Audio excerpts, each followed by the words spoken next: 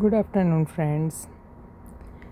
આ વખતે 2 વીકનો ટાઈમ થઈ ગયો અને મને વિડીયો બનાવવાનો ટાઈમ ન મળ્યો. થોડા પર્સનલ કમિટમેન્ટ હતા એટલે. હવે ગાર્ડનની તો આખી એકદમ આમ જોઈએ તો લુક જ બદલાઈ ગયો છે. બધા બ્લૂમિંગ સ્ટેજમાં આવી ગયા છે મેરીગોલ્ડ.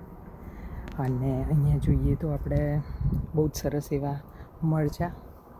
આઈ થિંક હવે મરચાંની આપણે વેઇટ કરી શકીએ. જો તમે ફ્લાવર બર્ડ દેખાવા લાગ્યા છે અને ઉપરથી કટિંગ કરીને આ સાઈડ બ્રાન્ચીસ વધારી છે. ઉપરનું આ ટોચ કટ કરીએ એટલે સાઈડ બ્રાન્ચમાંથી બધું નીકળે.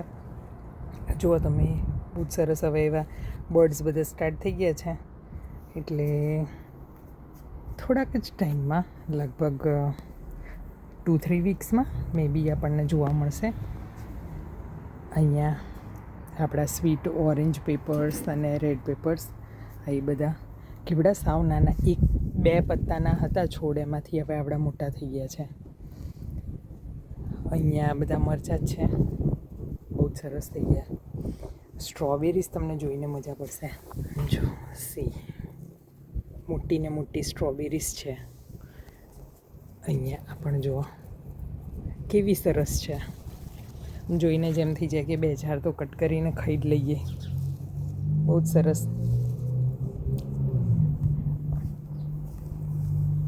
અહીંયા પણ છે. વાવ, એક તો ટ્રાય કરી જ શકીએ.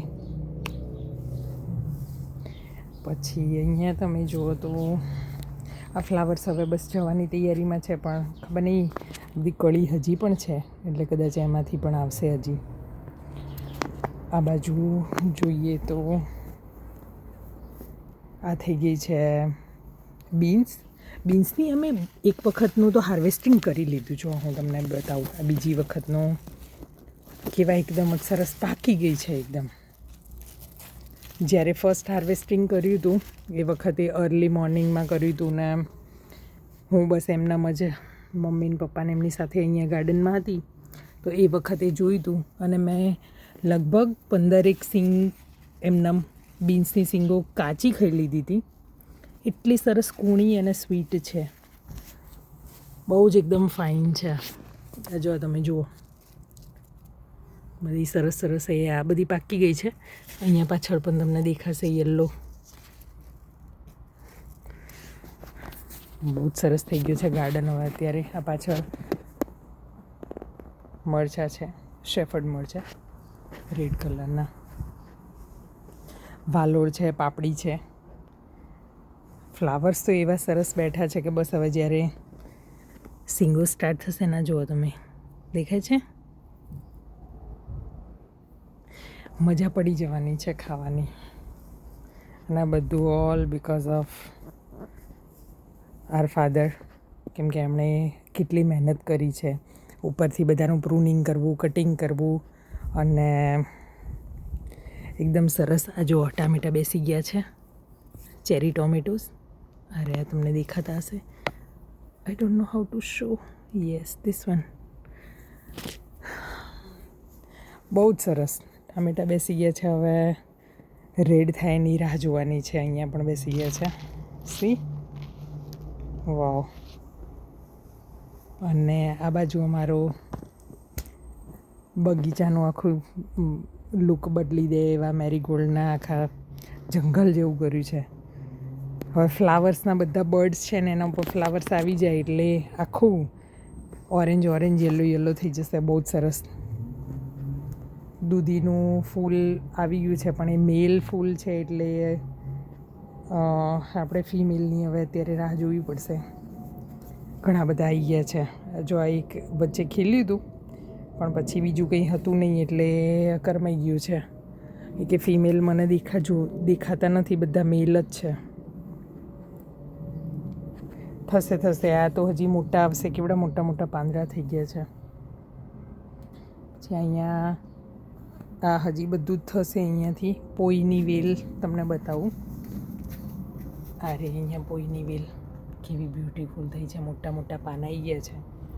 હવે બસ પોઈનું બસ શાક કરી નાખો કે પાતળા બનાવો, બધું કરો. બહુ જ સરસ. અહીંયાથી આ મરચાં અને જો ડુંગળી પણ તમે જો એક વાવી દીધેલી છે લીલી ડુંગળી ખાવા માટે થઈને. અહીંયા બધા જ ટામેટીસ છે. આવશે હવે ટામેટી. આપણે જોઈએ ને બધી ઝીણી ઝીણી ચાલુ થઈ ગઈ છે એટલે ખાવા માટે રેડી. બસ આપણે ખાવાનું કામ કરવાનું ને વિડીયો ઉતારવાનો, બાકી મહેનત તો બધી પપ્પાને મમ્મી કરે. આ થઈ ગયા છે અજમાના પાન. હવે મેથીના ભજીયા બનાવીએ ત્યારે એ વખતે કરીશું.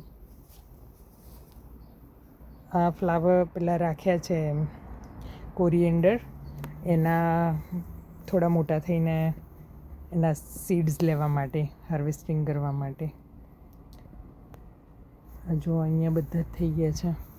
હવે આના પર્પલ ફ્લાવર્સ આવશે એટલે નેક્સ્ટ વિડીયોમાં કદાચ આને પર્પલ ફ્લાવર્સ બહુ સરસ આવી ગયા હશે તો બતાવીશું.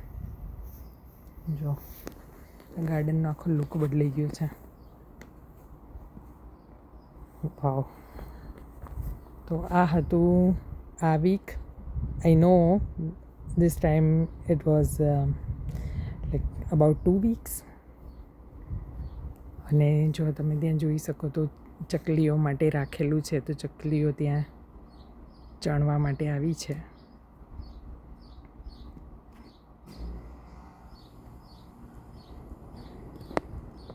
તો આ છે મસ્ત મજાનું અમારું ગાર્ડન. સવારમાં બેસીએ તો એકદમ આમ રિલેક્સ થઈ જવાય. બહુ જ સરસ. ઓકે, તો હવે નેક્સ્ટ વીક મળીશું બહુ સરસ હાર્વેસ્ટિંગ સાથે. I hope so. Okay, C you next time. Thank you.